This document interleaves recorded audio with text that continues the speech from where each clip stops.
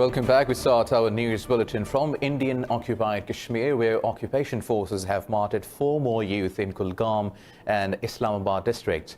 In their fresh act of state terrorism, the occupying forces martyred the civilians in 2 different cordon and search operations in the district. The troops martyred 2 youths in Nipora area of Kulgam and the 2 at Lalan area of Islamabad district. The cordon and search operations are underway in the district. The Indian police and troops have sealed all entry and exit points of the areas. The occupation authorities have also suspended internet services in the district. The Indian forces have martyred 27 innocent Kashmiris during this month. Moving on, Nepal is set to pass its new map from the lower house to officially declare disputed areas with India as Nepalese territory. In a territorial controversy with India, Nepal published its new map showing Kalapani, Limpiadura and Lipulakh as its areas. The vote on the second constitutional amendment is expected to get almost full support of the lower house, which has 275 members. Along with the opposition's support, the Madhesi party has also ensured its backing. Meanwhile, Nepalese forces killed 1 Indian citizen and arrested 3 others at its border with India's state of Bihar. Now, 8 people have been killed in an attack in Afghanistan's eastern coast province. Police said Abdul Wali Ikhlas, a Hizb Islami member and former parliamentary candidate, was among those killed. A provincial police spokesperson said the attack took place near a clinic in Alisher district. He said the police are investigating the incident. There was no immediate claim of responsibility for the attack.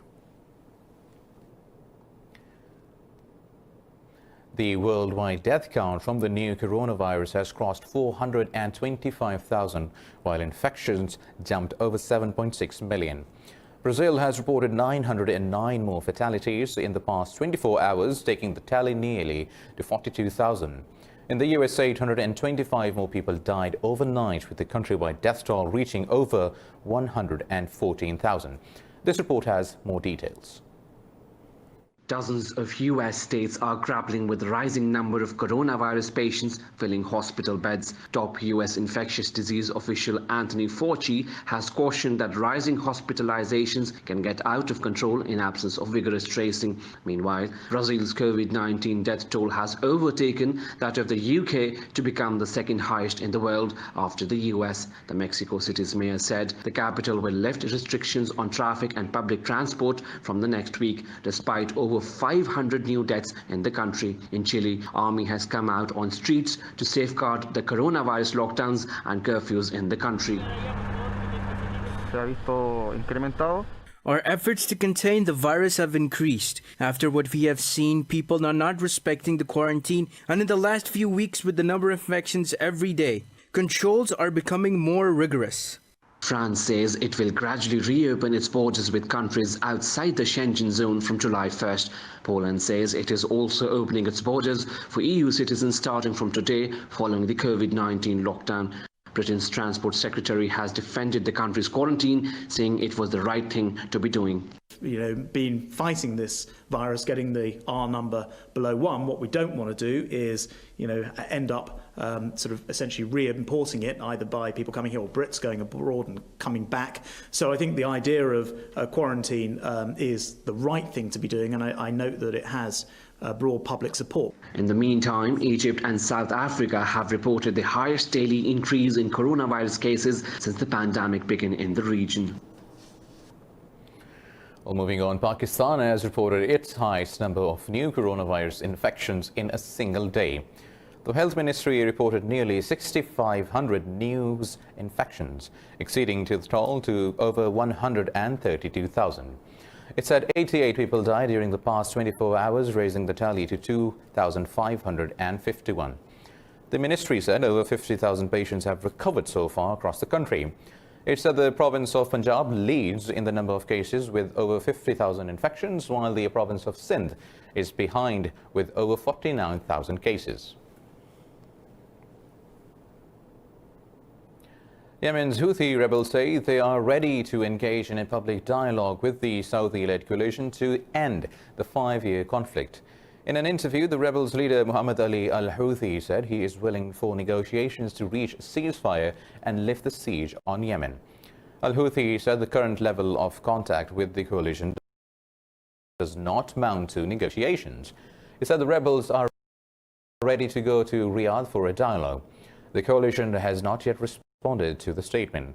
Yemen has been entangled in violence and chaos since 2014 after Houthis overran much of the country, including the capital, Sana'a. Now, North Korea has warned South Korea of regretful and painful times ahead, saying Pyongyang has lost its confidence in Seoul. In a statement, United Front Department Director Jang Kyung-chol said Seoul has failed to back up its promises with tangible actions. Jang said Seoul did not deal with activists flying anti-Pyongyang leaflets into the north and legislate a ban on the practice as promised. He accused Seoul of lacking concern for the inter-Korean relations and urged South Korea to respect the 2018 Panmunjom Declaration. The Panmunjom Declaration calls for complete denuclearization of the Korean Peninsula and improving inter-Korean relations. During the past weeks, Pyongyang has strongly protested and leaflet campaigns and threatened stern measures that could affect inter-Korean relations. In the U.S., the anti-racism demonstrations calling for justice system reform have entered their 18th consecutive day. Hundreds of protesters barricaded the Capitol Hill neighborhoods in Seattle. Seattle's mayor, Jenny Durkin, has rejected President Donald Trump's suggestion to deploy the military to dispel protesters in the area. Meanwhile, Trump has called for an end to the use of chokehold that killed George Floyd in Minneapolis last month. But the president said employing the restraint would be understandable if a police officer is confronted with potentially lethal force.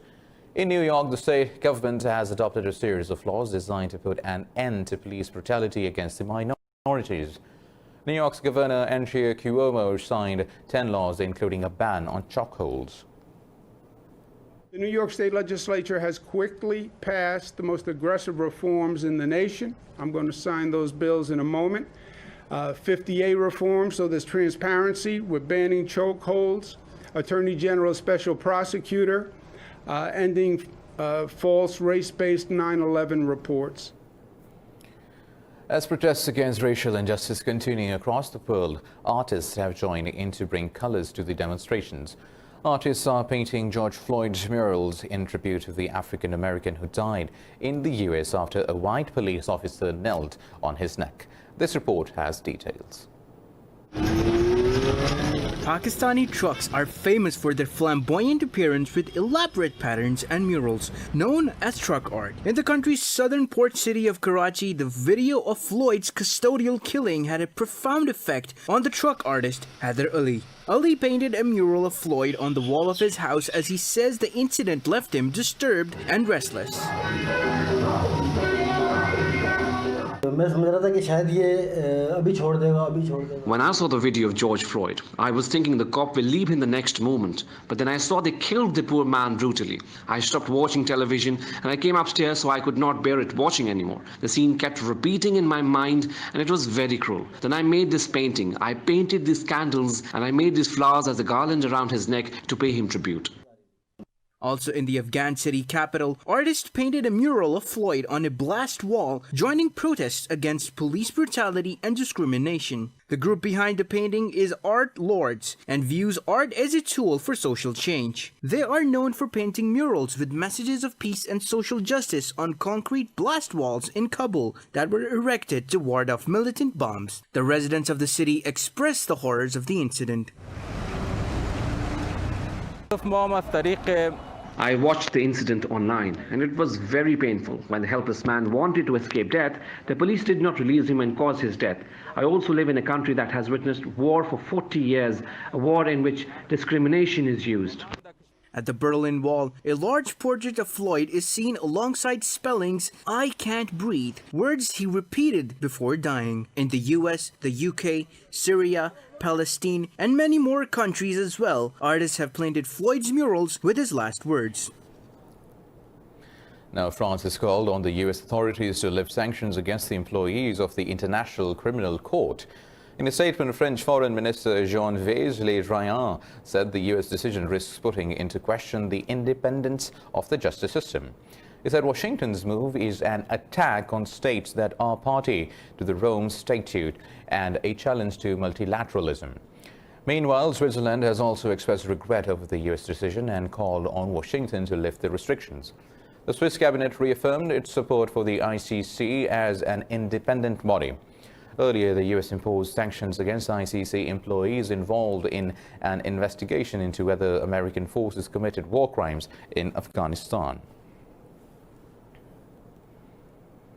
Moving on to Libya, where 2 people have been killed in a mine explosion in the capital, Tripoli.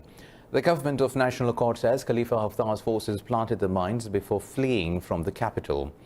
In a statement, the army said mines exploded in a civilian settlement in the southern part of the capital.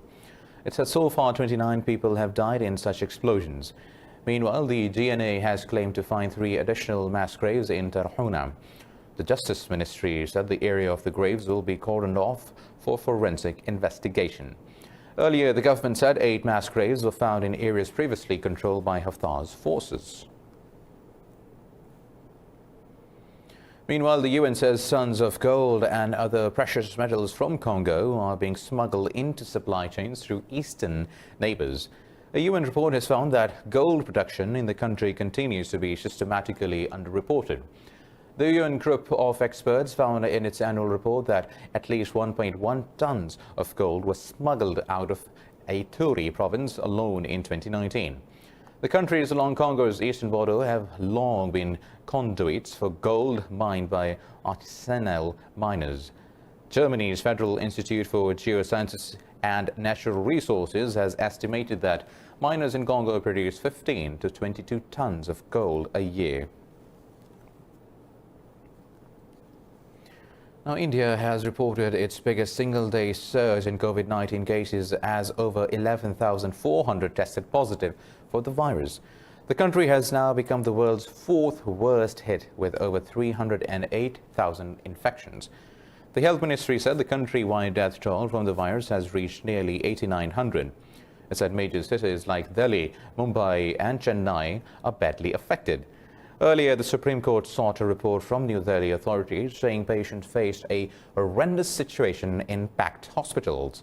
The city needs 80,000 hospital beds by the end of next month, but currently only has 11,000. In Nepal, thousands of protesters have taken to the streets of Kathmandu against the government's response to COVID-19. Police arrested 10 people, including 7 foreigners, for holding demonstrations. Police said an estimated 1,000 people gathered in the capital to hold protests for the 3rd day.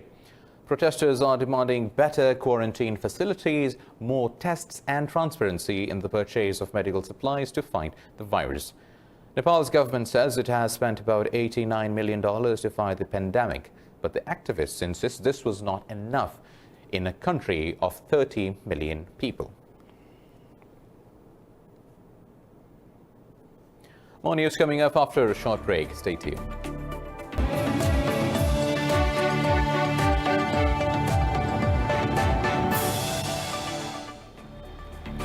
Welcome back. Now, Brazil has excluded complaints of police violence from an annual human rights report, sparking allegations of a cover-up.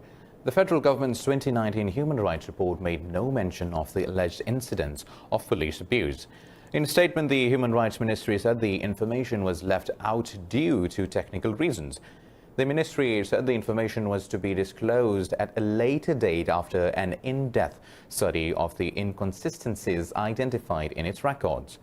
Critics accuse the government of omitting the information because of political and ideological choices.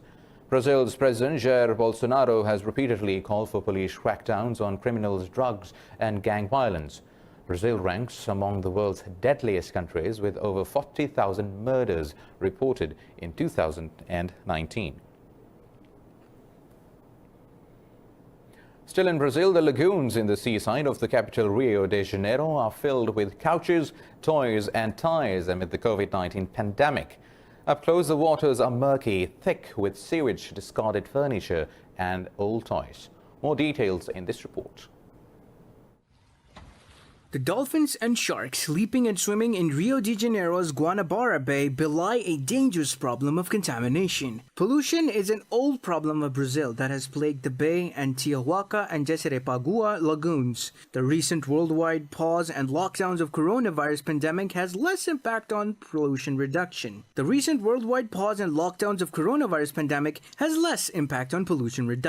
Today, it remains littered with garbage, bottles, plastic bags, lids, shoes, and tires.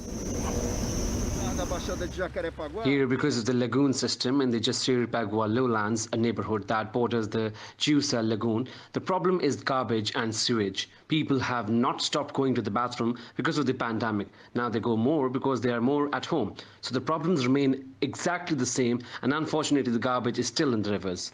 Fishermen say there is a resurgence in marine life due to lockdown, but the pandemic appears to have made little dent in the pollution. A fisherman, Jesus Coutinho, works on the bay. He believes the coronavirus pandemic has largely helped worldwide environmental efforts. This pandemic, on one hand, killed a lot of people, but on the other hand, it made a good contribution to nature. According to statistics, Tijuana has 6.5 million cubic meters of mud and garbage, which grows with each new rain. This is a garbage deposit where part of the population throws everything into the rivers, and the rivers end up like this. According to the Bahia Viva environmental movement, pollution affects some 100 coastal lagoons of Rio de Janeiro state coast.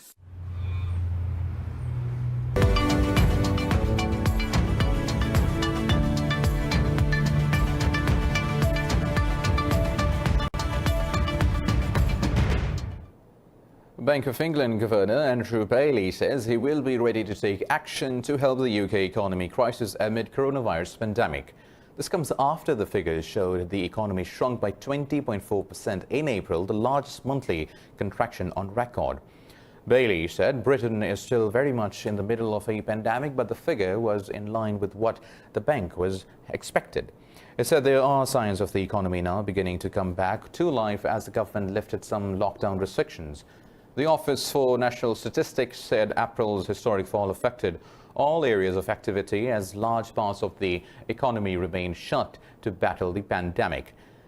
The contraction is 3 times greater than the decline seen during 2008 economic downturn. Still in the UK, MPs claim that the British Airways treatment of staff during the coronavirus crisis is a national disgrace. A Transport Select Committee report accuses the airline of a calculated attempt to take advantage of the pandemic by cutting thousands of jobs. British Airways says it is doing all it can to keep the maximum number of jobs. The Transport Committee found that airline received nearly £35 million from the government as of 14 May by furloughing 22,000 staff. The MPs also noted that at the end of 2019, the airline recorded profits after tax of £1.1 billion and had cash reserves of £2.6 billion. They said the airline's actions fell well below the standards expected from any employer.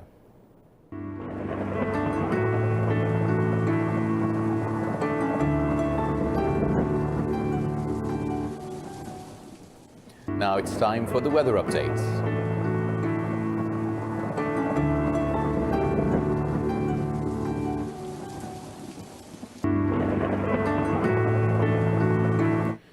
Well, with that, we come to the end of this news bulletin. For more updates and news, keep watching Indus News.